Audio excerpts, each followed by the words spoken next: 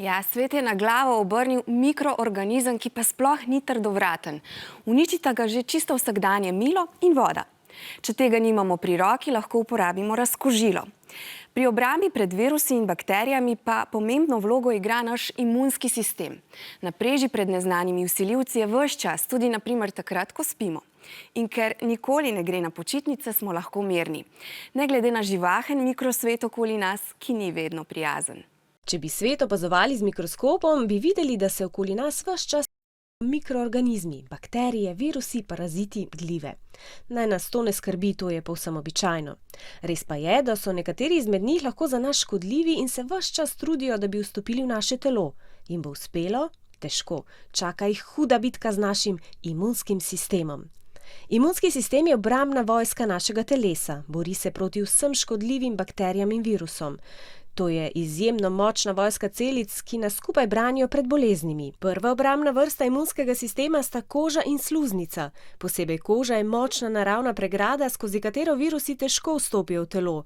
Če se ta poškoduje, ko se na primer urežemo ali odrgnemo, priskoči na pomoč druga vrsta, vročina. Z vročino nam telo sporoča, da se bori z okužbo. Vročina zaustavlja nekatere bakterije in viruse in po njeni zaslugi obrambne celice hitreje pridejo do mesta okužbe.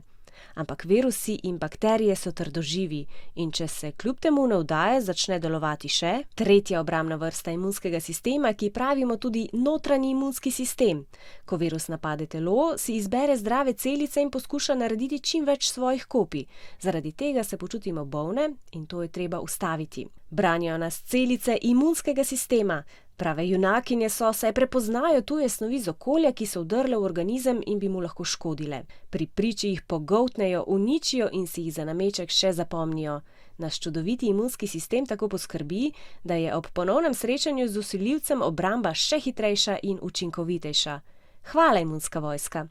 Imunskemu sistemu lahko v boju proti škodljivim vsiljivcem tudi pomagamo. Te zanima kako?